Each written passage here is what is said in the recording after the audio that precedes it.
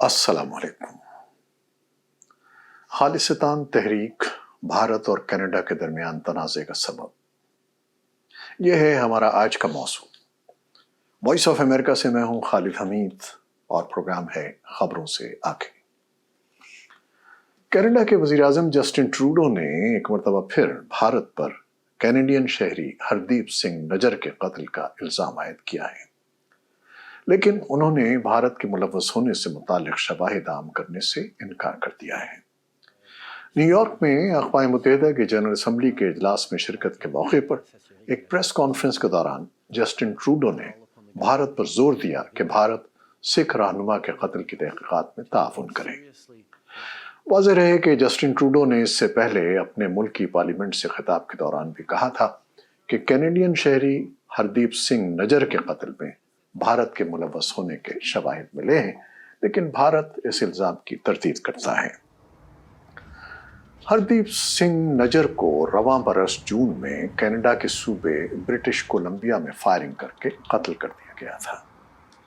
Canadian وزیر اعظم کی جانب سے اس قتل کا الزام بھارت پر عائد کیے جانے کے بعد دونوں ملکوں کے درمیان تعلقات کشیدہ ہو گئے ہیں۔ دونوں ملک ایک دوسرے کے سفراء کو بے دخل ہونے کے احکامات دے چکے ہیں، جبکہ کینیڈا میں بھارت کے مشن نے ویزا سروس بھی معطل کر دی، لیکن جسے بعد میں بحال کر دیا گیا۔ اس کشیدگی کے دوران امریکہ اپنے دونوں اتحادیوں سے رابطے میں ہے۔ امریکہ کی قومی سلامتی کے مشیر جیک سلیون نے ایک نیوز کانفرنس کے دوران کہا کہ کینیڈا کے الزامات کے بعد امریکہ اپنے دونوں اتحادیوں کے ساتھ رابطے میں ہے۔ برطانوی اخبار فائنینشل ٹائمز نے رپورٹ کیا ہے کہ امریکی صدر جو بائیڈن نے کہا کہ فائیو آئیز نامی اتحاد کے کئی ارکان نے رواں برس G20 اجلاس کے دوران بھارتی وزیر اعظم نریندر مودی کے سامنے ہردیپ سنگھ کے قتل کا معاملہ اٹھایا تھا۔ فائیو آئیز ایک انٹیلیجنس شیئرنگ نیٹ ورک ہے جس میں امریکہ، برطانیہ، کینیڈا، آسٹریلیا اور نیوزی لینڈ شامل ہیں۔ اب آگے بڑھنے سے پہلے ذرا یہ جان لیتے ہیں کہ خالصتان تحریک ہے کیا۔ ناظرین، خالصتان تحریک کی تاریخ بھارت کی آزادی سے جا ملتی ہے۔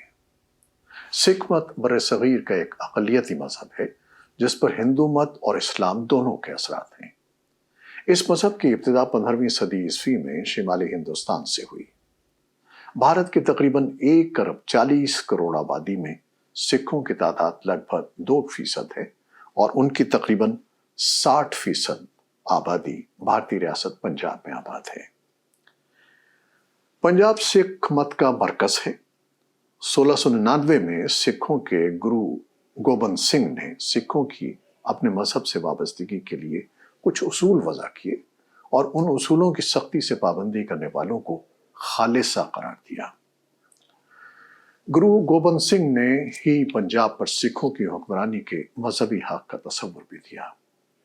اس کے بعد سے سکھوں نے پنجاب اور اس سے ملحقہ خطوں میں اپنی ریاست کے قیام کے لیے مہم کا آغاز کیا۔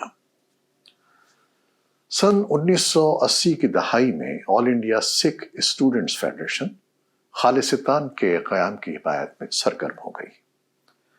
اس دوران ایک سکھ رہنما سنت جرنیل سنگھ بھنڈراوالا کی قیادت میں خالصتان کا مطالبہ زور پکڑنے لگا۔ بھنڈراوالا نے 1982 میں امرتسر میں واقع گردوارے ہرمندر سنگھ گولڈن ٹیمپل کو اپنا مرکز بنا لیا۔ علیحدگی پسندوں کی سرگرمیاں بڑھنے پر بھارت نے بالآخر 1984 میں اس گردوارے کی عمارت پر فوجی کارروائی کی جسے آپریشن بلیو اسٹار کا نام دیا گیا تھا۔ اس آپریشن میں جنرل سنگھ بھنڈراوالا سمیت گولڈن ٹیمپل میں ان کے ساتھ موجود سینکڑوں افراد مارے گئے۔ اس آپریشن کے چند ماہ بعد ہی 31 اکتوبر 1984 کو بھارت کی وزیر اعظم اندرا گاندھی کو ان کے اپنے ہی 2 سکھ محافظوں نے گولڈن ٹیمپل پر آپریشن کا انتقام لینے کے لیے قتل کر دیا۔ اندرا گاندھی کے قتل کے بعد نئی دہلی سمیت بھارت کے مختلف حصوں میں فسادات پھوٹ پڑے جس میں ہزاروں سکھ قتل ہوئے۔ گولڈن ٹیمپل پر کارروائی کے بعد اگلی ایک دہائی کے دوران بھارت نے خالصتان کی مسلح تحریک پر قابو پا لیا۔ इसी दौर में भारतीय हुकूमत ने खालिस्तान तहरीक को कौमी सलामती के लिए खतरा करार देकर कलअदम कर दिया, जबकि इस मुतालबे के हामी कई दीगर ग्रुप्स को भारतीय हुकूमत दहशतगर्द करार दे चुकी है। अब सवाल ये है कि कनाडा के साथ देरीन तनाज़ा क्या है। भारत में इस तहरीक से वाबस्ता अफराद के खिलाफ 1980 की दहाई में होने वाले क्रैकडाउन के बाद बहुत से सिख रहनुमा और कारकुन मगरबी ममालिक में पनागुज़ी हो गए थे। इन ममालिक में कनाडा सर फहरिस्त है। भारत के बाद कनाडा में सिखों की सबसे ज्यादा आबादी है। कनाडा की हुकूमत में कई सिख आला ओहदों पर भी फाइज हैं। भारतीय वजीर खारजा जयशंकर ने रवां बरस जून में इल्जाम आयद किया था कि कनाडा में वोट बैंक की सियासत की वजह से खालिस्तान के शिद्दत पसंद हामियों के खिलाफ कार्रवाई में नरमी बरती जा रही है। अलबत्ता कैनेडियन हुकाम इस तासुर की तरदीद करते हैं। भारत माजी में पाकिस्तान और चीन पर भी खालिस्तान तहरीक के हामियों की माली और असलहे के जरिए मदद का इल्जाम आयद करता रहा है। इन वाक़यात की रोशनी में तजियाकार ये सवाल उठाते हैं कि क्या अलहदा खालिस्तान मुल्क की तहरीक एक बार फिर जोर पकड़ रही है, और क्या ये मामला हुकूमत के लिए दर्द सर बनता जा रहा है। नई दिल्ली से हमारे नुमाइंदे सुहेल अंजुम के मुताबिक इस तहरीक के दोबारा उभरने के पेश नज़र भारतीय वजीर आज़म नरेंद्र मोदी ने अपने बरतानवी हम मनसब ऋषि सुनाक से फ़ोन पर बात की और बरतानिया में मौजूद खालिस्तान के हामी अनासिर के खिलाफ सख्त कार्रवाई की अपील की। क़ब्ल अज़ीं गुज़श्ता माह वज़ीर आज़म मोदी ने ऑस्ट्रेलवी वज़ीर आज़म एंथनी अल्बानीज़ के सामने भी ये मामला उठाया था और ऑस्ट्रेलिया में एक अलहदा मुल्क खालिस्तान की हिमायत में रेफरेंडम कराने की इजाज़त पर तशवीश का इज़हार किया था।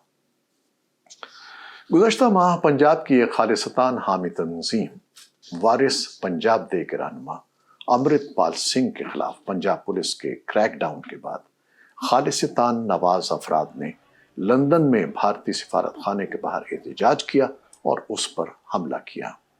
उन्होंने सिफारत खाने की इमारत पर चढ़कर भारतीय परचम उतारकर खालिस्तानी परचम लहरा दिया था, जिसे बाद में सिफारत खाने के अमले ने हटाकर भारतीय परचम नस्ब किया था। अमेरिका और कनाडा में भी खालिस्तान मुल्क के हामियों ने भारतीय सिफारत खानों के बाहर एहतजाज किया, जबकि ऑस्ट्रेलिया, कनाडा, बरतानिया, इटली और स्विट्ज़रलैंड में वक्तन फ़वक्तन खालिस्तान के हक़ में रेफरेंडम कराए जाते रहे हैं।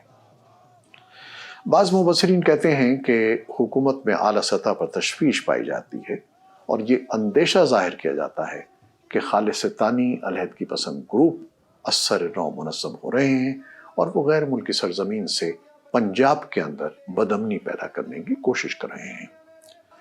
लेकिन उनका यह भी कहना है कि अभी ऐसी कोई नौबत नहीं आई है कि कोई ऑपरेशन चलाया जाए।